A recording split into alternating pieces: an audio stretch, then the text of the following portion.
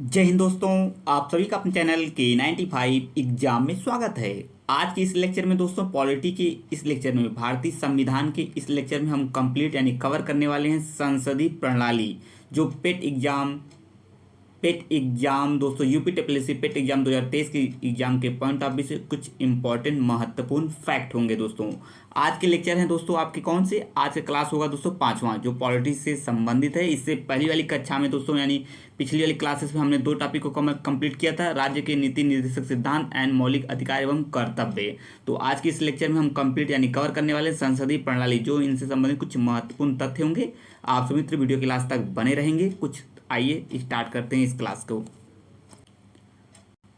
आइए दोस्तों देखते हैं संसदीय प्रणाली से जो भी महत्वपूर्ण फैक्ट बनते हैं उसे कवर करते हैं। संघीय कार्यपालिका की शक्तियां राष्ट्रपति में निहित होती हैं, सभी दोस्तों को पता होगा। जैसा कि हम जानते हैं संघीय कार्यपालिका की शक्तियां राष्ट्रपति में निहित होती हैं एंड राष्ट्रपति तीनों सेनाओं का प्रमुख होता है। ये भी सभी दोस्तों को फैक्ट पता होगा। एंड अगला राष्ट्रपति भारत का प्रथम नागरिक होता है। ये भी सभी दोस्तों को पता होगा क्योंकि महत्वपूर्ण फैक्ट है। जैसा कि हर लेक्चर में हर क्लासेस में दोस्तों बताया जाता है। एक 60 नोट्स आप लोग बना लीजिए जो मेरे द्वारा तथ्यों पर स्टार लगाए जाते हैं। तो उसको आप लोग 60 नोट्स बना लेंगे, एग्जाम टाइम आपका बेहतर रिवीजन हो जाएगा उस 60 नोट्स के माध्यम से। डॉक्टर राजेंद्र प्रसाद भारत के प्रथम उपराष्ट्रपति थे। हर वीडियो मेरे द्वारा बताया गया है दोस्तों, किसी क्वेश्चन या किसी तथ्य के आगे प्रथम लगता है तो वह क्वेश्चन ऑलरेडी एग्जाम के पॉइंट ऑफ व्यू से महत्वपूर्ण हो जाता है। तो इन फैक्टों को आप लोग भूलेंगे नहीं, 1 से 2 बार रिवीजन में रखे रहेंगे। भारत की प्रथम महिला राष्ट्रपति कौन दोस्तों, सभी दोस्तों को पता होगा, प्रतिभा पाटिल हैं। ये भी तथ्य महत्वपूर्ण है। वर्तमान में भारत के राष्ट्रपति द्रौपदी मुर्मू है, सभी दोस्तों को पता होगा। ये करंट रिलेटेड है, कुछ टॉपिक है इसमें, कुछ तथ्य होंगे जो दोस्तों आप सभी दोस्तों को पता ही होगा इतना। तो आइए हम अगले तथ्यों की तरफ मूव करेंगे। आप सभी मित्र वीडियो के लास्ट तक बने रहेंगे एंड जो मित्र नए हैं चैनल पर जरूर बनेंगे। इस प्रकार के महत्वपूर्ण वीडियो पाने के लिए आप लोग चैनल को जरूर सब्सक्राइब कर लेंगे K95 एग्जाम के माध्यम। आइए आगे बढ़ते हैं। अगला तथ्य क्या बनेगा दोस्तों, अगला तथ्य है आपका राष्ट्रपति का कार्यकाल 5 वर्ष का होता है। दोस्तों सभी टॉपिक को हम इसी तरीके से सिलेबस को इसी तरह कंप्लीट करा रहे हैं दोस्तों। सभी तथ्यों को जितने तथ्य एग्जाम में बने हुए हैं सब आपको यहाँ से मिल जाएंगे। 5% जो पॉलिटी सेगमेंट से आने हैं दोस्तों, आप लोग निश्चिंत रहिए, सभी चीज़ें कंप्लीट हो जाएंगी। राष्ट्रपति निर्वाचित होने के लिए कम से कम 35 यानी 35 वर्ष की आयु होनी चाहिए। किसकी, राष्ट्रपति निर्वाचित होने के लिए। ये भी तथ्य महत्वपूर्ण है, इसे 60 नोट्स में आप लोग मेंशन कर लीजिए ताकि एग्जाम टाइम आपका बेहतर रिवीजन हो सके। इस चीज़ को समझते हुए आप लोग चैनल पर बने रहिए। आइए आगे बढ़ते हैं। राष्ट्रपति अपना त्याग पत्र उपराष्ट्रपति को सौंपता है, सभी दोस्तों को पता होगा। ये तथ्य महत्वपूर्ण है, इस तरीके के प्रश्न एग्जाम में बने हुए हैं, खासकर आपके यूपी टेपलेसी पेट एग्जाम के पॉइंट ऑफ व्यू से तथ्य महत्वपूर्ण होंगे आज के इस लेक्चर के। राष्ट्रपति को सर्वोच्च न्यायालय के मुख्य न्यायाधीश द्वारा पद एवं गोपनीयता की शपथ दिलाई जाती है। यह प्रश्न एग्जाम में बना हुआ है, तो इसे भी आप लोग नोट कर लीजिए कि राष्ट्रपति जो है सर्वोच्च न्यायालय के मुख्य न्यायाधीश द्वारा पद एवं गोपनीयता की शपथ दिलाई जाती है। ये तथ्य महत्वपूर्ण है। आइए हम अगले तथ्य की तरफ मूव करेंगे। ये रहा का अगला तथ्य क्या है दोस्तों, संविधान के अतिक्रमण के आधार पर ही राष्ट्रपति पर महाभियोग लगाया जाता है। ये भी तथ्य महत्वपूर्ण है। राष्ट्रपति पर महाभियोग कब लगाया जाता है, जब वो संविधान के अतिक्रमण करता है तो राष्ट्रपति पर महाभियोग लगाया जाता है। राष्ट्रपति का चुनाव अनुपातिक प्रतिनिधि प्रणाली के अनुसार एकल संक्रमणी मत पद्धति द्वारा होता है। इसे तो आप लोग बेहद ही महत्वपूर्ण फैक्ट समझिए, यह प्रश्न एग्जाम में बना हुआ है, तो बिल्कुल आप लोग स्टार्ट कर लीजिए। क्यों बनाया देखते हैं। जो राष्ट्रपति का चुनाव होता है दोस्तों, यह आपका क्वेश्चन, इसका आंसर होगा अनुपातिक प्रतिनिधित्व प्रणाली। और किस पद्धति द्वारा होता है दोस्तों, इसमें 2 फैक्ट काम करेंगे, 2 क्वेश्चन काम करेंगे। एकल संक्रमणी मत पद्धति द्वारा होता है राष्ट्रपति का चुनाव। राष्ट्रपति का चुनाव संसद के दोनों सदनों, इसमें दोनों सदनों भाग लेते हैं, कौन कौन से, ये भी प्रश्न बना है, कॉन्सेप्चुअल फैक्ट भी है ये। तो राज्यसभा और लोकसभा ये दोनों तथा राज्य एवं संघ राज्य क्षेत्रों की विधानसभाओं के निर्वाचित सदस्यों द्वारा किया जाता है। देख लीजिए यहाँ पे सभी भाग लेते हैं। राष्ट्रपति का चुनाव संसद के दोनों जो राज्यसभा और लोकसभा होता है ये, एंड आपका राज्य एवं संघ राज्य क्षेत्रों की विधानसभाओं के निर्वाचित सदस्यों के द्वारा किया जाता है। किसका चुनाव, राष्ट्रपति का। आइए आगे बढ़ेंगे, अगली तथ्यों की तरफ मूव करेंगे दोस्तों। ये पॉलिटी का 5वीं क्लासेस है जो बेहद ही महत्वपूर्ण होगा। एंड इससे पहले दोस्तों जो पिछली कक्षाएं हुई हैं पॉलिटी की अब तक, यानी 4 क्लासेस ऑलरेडी चैनल पर अपलोड हैं, उसे जरूर जाइए देखिएगा, मेरे द्वारा रिकमेंड किया जा रहा है। सभी आप लोग सब्जेक्ट वाइज सभी चीज़ की तैयारी करते रहिए। आइए आगे बढ़ेंगे। भारत के राष्ट्रपति के चुनाव में राज्य विधान परिषद कि सदस्य एवं मनोनीत सदस्य भाग नहीं लेते। इसे तो आप लोग स्टार करके नोट करके स्टार कर लीजिए, क्योंकि ये तथ्य महत्वपूर्ण है। क्यों महत्वपूर्ण, आइए हम लोग पुनः समझते हैं। जो राष्ट्रपति के चुनाव में दोस्तों विधान परिषद के सदस्य एंड मनोनीत सदस्य भाग नहीं लेते हैं, तो ये तथ्य बना हुआ है। मनोनीत सदस्य एंड विधान परिषद के सदस्य भाग नहीं लेते हैं किसके चुनाव में, राष्ट्रपति के चुनाव में। राष्ट्रपति के निर्वाचन से संबंधित विवादों का निपटारा जो होता है दोस्तों उच्चतम न्यायालय द्वारा किया जाता है। राष्ट्रपति के निर्वाचन के संबंधित जो भी अगर कोई विवाद होता है उसका निपटारा उच्चतम न्यायालय द्वारा किया जाता है। भारत में सन 1962 1962 में पहली बार राष्ट्रीय आपातकाल घोषित किया गया था। इसे भी आप लोग स्टार कर लीजिए, क्योंकि क्यों स्टार करेंगे, क्योंकि ये तथ्य महत्वपूर्ण है। पहली बार पूछ रहा है दोस्तों, पहली बार आपातकाल घोषित कब किया गया था, 1962 में, तो आप लोग इसे मेंशन कर लीजिए। आइए आगे बढ़ेंगे, अगले तथ्य की तरफ मूव करेंगे दोस्तों। अगला तथ्य क्या कह रहा है, आइए दोस्तों आगे बढ़ते हैं, अगले तथ्य की तरफ मूव करेंगे। राष्ट्रीय आपातकाल संसद की स्वीकृति की मिलने के उपरांत, जो संसद की स्वीकृति अगर उस पर मिल जाएगी दोस्तों, उसके उपरांत दोस्तों 6 माह तक जारी रहेगा संसद की स्वीकृति मिलने तक, तथा प्रत्येक 6 माह में संसद के विशेष बहुमत के अनुमोदन से इसे आगे भी बढ़ाया जा सकता है, या कह सकते हैं दोस्तों अनंत काल तक जारी रखा जा सकता है। ये तथ्य भी महत्वपूर्ण है, आप लोग नोट करते चलिए। मेरे द्वारा हर वीडियो यानी हर लेक्चर में दोस्तों इस चीज़ को बताया जा रहा है। जो मेरे द्वारा तथ्यों पर स्टार लगाए जा रहे हैं दोस्तों, वो तथ्य ऑलरेडी इंपॉर्टेंट एग्जाम के पॉइंट ऑफ व्यू से एनालिसिस करने के बाद ही दोस्तों ऐसा बताया जा रहा है, ताकि आप लोग का एक शॉर्ट नोट्स तैयार हो जाए एंड एग्जाम टाइम आपका बेहतर रिवीजन हो सके। और संपूर्ण लेक्चर यानी नोट्स प्रोवाइड कराया जा रहा है K95 एग्जाम के माध्यम से। लेक्चर के थ्रू आप लोग इसको भी समझ सकते हैं एंड इसका एक शॉर्ट नोट्स बना लीजिए, ताकि आपको ही ज़्यादा बेनिफिट मिलेगा एग्जाम टाइम। आइए हम अगली तथ्य की तरफ मूव करेंगे। सभी फैक्ट जितने भी तथ्य होंगे सभी सिलेबस वाइज यूपी TSSCPET के अनुसार कंप्लीट कराया जा रहा है K95 एग्जाम के माध्यम से। जो नए मित्र हैं दोस्तों, जो पहली बार फॉर्म फिलअप करके एग्जाम देना है या अन्य मित्र एग्जाम दे रहे हैं, तो बिल्कुल चैनल को सब्सक्राइब कर लेंगे K95 एग्जाम को दोस्तों। सभी चीज़ों को बखूबी ढंग से तैयारी कराई जा रही है एवं अन्य एग्जाम की भी तैयारी कराई जाती है, जैसे आपका SSC NSSC CHSL SSC MTS हुआ दोस्तों, या RO हुआ, या यूपी पुलिस एवं अन्य अपकमिंग एग्जाम की तैयारी कराई जा रही है। बिल्कुल आप लोग चैनल से जुड़े रहिए। आज की वीडियो को लाइक शेयर जरूर कर दीजिए अपने चैनलों अपने मित्रों ग्रुप में, ताकि सभी मित्र चैनल के माध्यम से जुड़े रहें। वर्ष 1969 में कुछ सप्ताहों यानी 20 जुलाई से 24 अगस्त 1969 तक के लिए भारत के राष्ट्रपति के रूप में पूर्व मुख्य न्यायाधीश मोहम्मद हिदायतुल्लाह ने पदभार ग्रहण किया था। ये कुछ इंपॉर्टेंट स्टैटिक फैक्ट थे। राष्ट्रपति मंत्रिपरिषद को पुनः विचार हेतु किसी प्रस्ताव को वापस करने में अपने स्वाधिकार से आचरण करते हैं। ये तथ्य भी आप लोग समझते रहिए।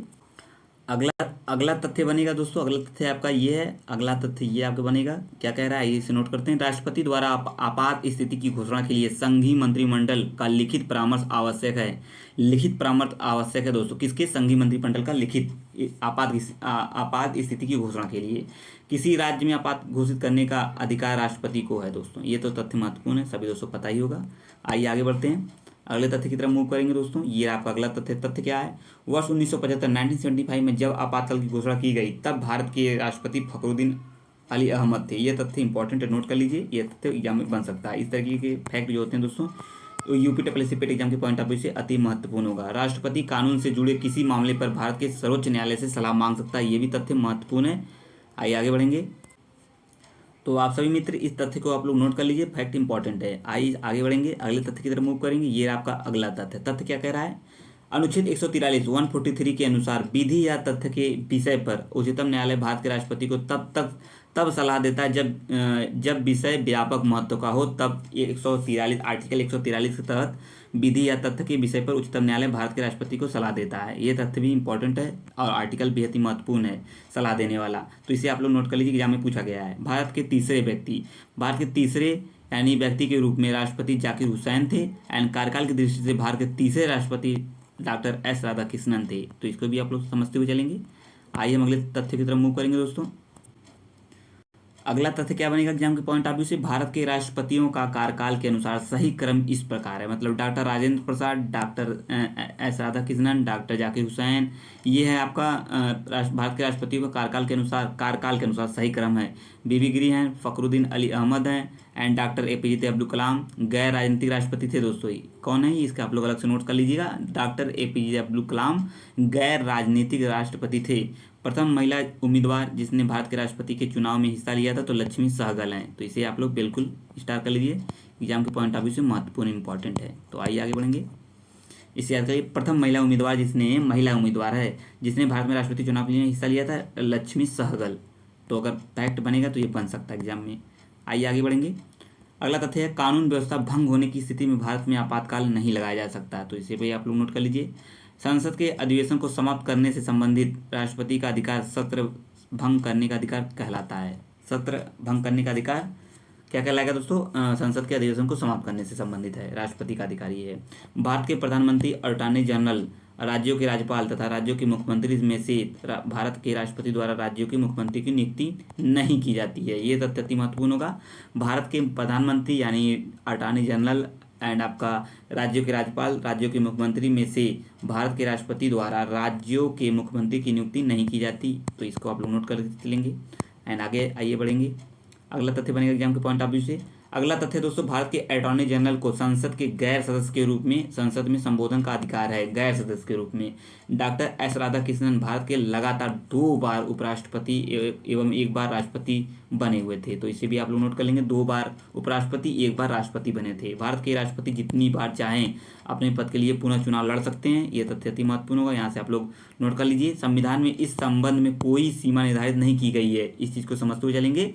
भारत के राष्ट्रपति जितनी बार चाहे अपने पद के लिए पुनः चुनाव लड़ सकते हैं। संविधान में इस संबंध में कोई सीमा निर्धारित नहीं की, मतलब इस संबंध में कोई सीमा निर्धारित नहीं की है। अनुच्छेद 57 यानी आर्टिकल 57 के तहत राष्ट्रपति पुनर्निर्वाचन के लिए योग्य होता है, तो जैसा कि आप लोग समझ सकते हैं। ये तथ्य अति महत्वपूर्ण होगा वर्तमान के चीज़ों से कनेक्ट करने के लिए। आइए हम आगे बढ़ेंगे, अगला तथ्य देखेंगे। अगला तथ्य क्या कह रहा है एग्जाम के पॉइंट ऑफ व्यू से? डॉक्टर राजेंद्र प्रसाद, डॉक्टर जाकिर हुसैन, फखरुद्दीन अली अहमद तथा मौलाना आज़ाद में से मौलाना आज़ाद भारत के राष्ट्रपति नहीं थे, तो ये तथ्य बना हुआ है कि डॉक्टर राजेंद्र प्रसाद या इनमें से कौन भारत के राष्ट्रपति नहीं थे। तो 4 ऑप्शन आपको दे देगा, 1, 2, 3 एंड 4, तो राइट आंसर हो जाएगा मौलाना आज़ाद। भारत के दार्शनिक राष्ट्रपति कौन थे दोस्तों? ये अति महत्वपूर्ण होगा। इस तरीके के जो फैक्ट होते हैं सभी एग्जाम के पॉइंट ऑफ व्यू से अति महत्वपूर्ण होते हैं दोस्तों इसे आप लोग मेंशन कर लीजिए शॉर्ट नोट्स में। एंड आप सभी वीडियो क्लास तक बने रहेंगे, मुझे पूरा आशा है आप सभी दोस्तों को लेक्चर समझ में आ रहा होगा। यानी ये जो 5वीं क्लासेस है, चारों क्लासेस ऑलरेडी चैनल पर अपलोड हैं। आपका प्लेलिस्ट में भारतीय संविधान के नाम से प्लेलिस्ट बनी हुई है, तो वहाँ से जाइए, सभी चीज़ों को देख सकते हैं। एंशिएंट हिस्ट्री चल रहा है लेक्चर, एंड आपका पॉलिटी लेक्चर चल रहा है, and geography lecture and general awareness से संबंधित 2-3 लेक्चर कंप्लीट हो चुके हैं। तो इसी तरीके से सब्जेक्ट वाइज सभी चीज़ें कंप्लीट कराई जा रही हैं K95 एग्जाम के माध्यम से। तो आप सभी मित्र वीडियो क्लास तक बने रहेंगे। एंड साथ ही साथ जो मित्र नए हैं चैनल पर, चैनल को जरूर सब्सक्राइब कर लेंगे K95 एग्जाम को दोस्तों। एंड वीडियो को लाइक शेयर जरूर कर दीजिए, कमेंट में करके जरूर बताइएगा आज का लेक्चर कैसा रहा। आइए आगे बढ़ेंगे। भारत के दार्शनिक राष्ट्रपति डॉक्टर एस राधाकृष्णन थे, ये दार्शनिक राष्ट्रपति थे। राष्ट्रपति को अनुच्छेद 61 में उपबंधित अनुच्छेद 61 के राष्ट्रपति पर महाभियोग चलाने की प्रक्रिया किसमें है? 61 में। इस चीज़ को समझते हुए चलेंगे। रीति से या उपबंधित रीति से संसद द्वारा चलाए गए महाभियोग के माध्यम से पद से हटाया जा सकता है। राष्ट्रपति को किससे हटाया जा सकता है दोस्तों? महाभियोग चलाए जाने से। आइए हम आगे बढ़ेंगे, अगले तथ्य की तरफ मूव करेंगे दोस्तों। ये आपका अगला तथ्य है। भारत के राष्ट्रपति के महाभियोग प्रस्ताव पर पहल करने का अधिकार किसको है? संसद के दोनों सदनों को है। ये तथ्य पूछा गया एग्जाम में, तो यहाँ से आप लोग नोट कर लीजिए। राष्ट्रपति पर संसद के किसी भी सदन द्वारा महाभियोग का आरोप लगाया जा सकता है, इसको भी आप लोग नोट कर लीजिए। देखिए, संसदीय जो प्रणाली आज की टॉपिक है 5वीं क्लासेस में दोस्तों, अगर यहाँ से प्रश्न बनता है तो बिल्कुल इस तथ्यों के अंदर से ही आपको मिल जाएगा प्रश्न देखने को। अगर यहाँ से फैक्ट कोई एग्जाम में आता है तो आप लोग निश्चिंत होकर तैयारी करते रहिए, कोई भी फैक्ट नहीं छूटेगा। इसे सभी सब्जेक्टों को कंप्लीट कराने के बाद जल्दी दोस्तों प्रीवियस ईयर क्वेश्चन पेपर का एनालिसिस जरूर कराया जाएगा K95 एग्जाम के माध्यम से। उसके बाद दोस्तों टेस्ट सीरीज भी सॉल्व करवाए जाएंगे। राष्ट्रपति का रिक्त स्थान 6 माह में भर लिया जाना चाहिए, तथ्य सभी दोस्तों तथ्य पता होगा। भारतीय गणतंत्र का प्रमुख कौन होता है? गणतंत्र का राष्ट्रपति ही होता है। गणतंत्र का प्रमुख राष्ट्रपति ही होता है, ये तथ्य कुछ महत्वपूर्ण है। डॉक्टर जो नीलम संजीव रेड्डी भारत के निर्विरोध चुने जाने वाले राष्ट्रपति थे, इसे भी आप लोग नोट कर लीजिए। आज की क्लास में ज़्यादा नोट करने वाले तथ्य हैं, क्योंकि दोस्तों ये तथ्य किसी न किसी एग्जाम में आपके कहीं न कहीं पूछे गए हैं, तो बिल्कुल महत्वपूर्ण होंगे सभी एग्जाम के पॉइंट ऑफ व्यू से। आइए आगे बढ़ेंगे, अगले तथ्य की तरफ मूव करेंगे दोस्तों। अगला तथ्य बनेगा आपके यहाँ से। अगला तथ्य है बीबी गिरी के निर्वाचन के समय दोबारा मतगणना की गई थी, तो इसको भी आप लोग नोट कर लेंगे जैसा कि मेरे द्वारा बताया गया। आज की इस क्लास में संसदीय प्रणाली में कुछ बहुत सारे महत्वपूर्ण तथ्य हैं, तो कुछ न कुछ उसमें नोट करना बेहद जरूरी है, क्योंकि एग्जाम आपका जरूरी नहीं है पार्टिसिपेट ही हो, अपकमिंग एग्जाम भी हो सकते हैं, तो उसके लिए यह महत्वपूर्ण भूमिका निभाएगा। लोकसभा और राज्यसभा की संयुक्त बैठक आर्टिकल 108 के द्वारा राष्ट्रपति द्वारा आहूत की जाती है, ये तथ्य पूछा गया है। अनुच्छेद 123 में राष्ट्रपति की अध्यादेश जारी करने के संबंधित शक्तियों का वर्णन है, किसमें? आर्टिकल 123। ये भी महत्वपूर्ण है, तो इसको भी नोट कर लीजिए। एक 60 नोट्स आपका तैयार हो जाएगा, तो जो ताकि एग्जाम टाइम बेहतर रिवीजन हो सके। संविधान संविधान में अनुच्छेद 352 में राष्ट्रीय आपातकाल, अनुच्छेद 356 में राष्ट्रपति शासन है, एंड 360 में वित्तीय आपातकाल है। तीनों को नोट कर लीजिए। 352 में आपका है दोस्तों क्या? राष्ट्रीय आपातकाल। एंड अगला 356 में है दोस्तों राष्ट्रीय शासन, राष्ट्रपति शासन है। 360 में है आपका वित्तीय आपातकाल। सभी को नोट कर लीजिए, एज इट एक प्रश्न बना हुआ है। आइए आगे बढ़ेंगे। अगला तथ्य बनेगा यहाँ से दोस्तों, आइए देखते हैं, इसे भी कवर करेंगे। राष्ट्रपति अनुच्छेद 352 के तहत युद्ध, बाह्य आक्रमण या सशस्त्र विद्रोह के समय मंत्रिमंडल के निम्नलिखित परामर्श पर राष्ट्रीय आपातकाल घोषित करते हैं। किसके? मंत्रिमंडल के लिखित परामर्श पर दोस्तों। ये भी तथ्य महत्वपूर्ण होंगे। एंड राष्ट्रपति दोस्तों अनुच्छेद 356 के तहत राज्यों में संवैधानिक तंत्र विफल होने पर राष्ट्रपति शासन लागू करता है। ये भी तथ्य समझते हुए चलेंगे कि 356 के तहत राष्ट्रपति शासन कैसे लगता है, तो यहाँ से समझ चलेंगे। राष्ट्रपति अनुच्छेद 360 के तहत वित्तीय अस्थिरता के समय मंत्रिमंडल के परामर्श पर वित्तीय आपातकाल की घोषणा करता है। ये तथ्य आपके तीसरे वाले हो गए। आइए हम आगे बढ़ेंगे। तीनों तथ्य एग्जाम के पॉइंट ऑफ व्यू से अति महत्वपूर्ण थे। भारत में वित्तीय आपातकाल कभी लागू नहीं हुआ है, ये महत्वपूर्ण फैक्ट है। वित्तीय आपातकाल अभी तक लागू नहीं हुआ है, इस चीज़ को समझते हुए चलेंगे। उपराष्ट्रपति का निर्वाचन संसद के दोनों सदनों के सदस्यों द्वारा किया जाता है, इसको भी आप लोग समझते हुए चलेंगे। एंड उपराष्ट्रपति राज्यसभा का पदेन सभापति होता है। उपराष्ट्रपति जो होता है ये आपका राज्यसभा का पदेन सभापति होता है। आगे बढ़ते हुए चलेंगे। आइए अगला तथ्य बनेगा एग्जाम के पॉइंट ऑफ व्यू से, उपराष्ट्रपति के चुनाव से संबंधित उपराष्ट्रपति के चुनाव से संबंधित विवाद का निर्णय दोस्तों उच्चतम न्यायालय द्वारा किया जाता है। और राष्ट्रपति का हमने ऊपर देखा है, उसको चीज़ को आप लोग मेंशन कर लीजिए। आइए आगे बढ़ेंगे। अगला तथ्य एग्जाम के पॉइंट ऑफ व्यू से क्या है? राज्यसभा का सभापति यानी कि उपराष्ट्रपति उस सदन का सदस्य नहीं होता। भारत के प्रथम उपराष्ट्रपति डॉक्टर एस राधाकृष्णन थे, जैसा कि दो बार उपराष्ट्रपति एक बार राष्ट्रपति बने हुए थे एस राधाकृष्णन। इस फैक्ट को हमने ऊपर मेंशन कर लिया है। वर्तमान में भारत के उपराष्ट्रपति जगदीप धनखड़ हैं। एंड उपराष्ट्रपति अपना त्याग पत्र राष्ट्रपति को सौंपता है। एंड उपराष्ट्रपति का कार्यकाल 5 वर्ष है। आइए आगे बढ़ेंगे। कितना है उपराष्ट्रपति का कार्यकाल? तो 5 वर्ष है। आइए आगे बढ़ेंगे, अगले तथ्य की तरफ मूव करेंगे। अगला तथ्य क्या बनेगा एग्जाम के पॉइंट ऑफ व्यू से? आइए आगे बढ़ते हैं। ये आपका अगला क्वेश्चन है।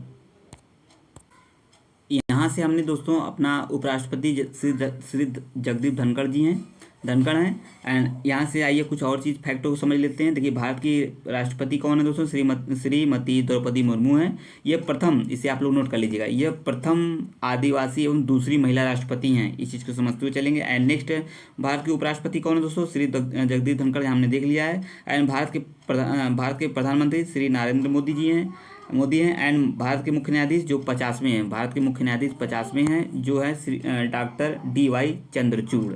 ये सभी फैक्ट को आप लोग नोट कर लीजिए। पॉलिटी पढ़ रहे हैं तो पॉलिटी में इतना सभी चीज़ें जानना बेहद ही आवश्यक है। ठीक है, आइए हम आगे बढ़ेंगे, अगले तथ्यों की तरफ मूव करेंगे। आइए आगे बढ़ते हैं। भारतीय संसद के 3 अंग कौन कौन से? राष्ट्रपति है, राज्यसभा है, लोकसभा है। 3 अंग यही हैं, आप लोग को पता होगा। राज्यसभा को उच्चतम सदन, राज्यसभा को क्या कहा जाता है दोस्तों? राज्यसभा को उच्च सदन कहा जाता है। सभी दोस्तों को पता होगा, ये महत्वपूर्ण फैक्ट है। कभी कभी एग्जाम में ऐसे फैक्ट देखने को मिल जाएंगे। राज्यसभा को बुजुर्गों की सभा कहा जाता है दोस्तों, ये भी महत्वपूर्ण फैक्ट है।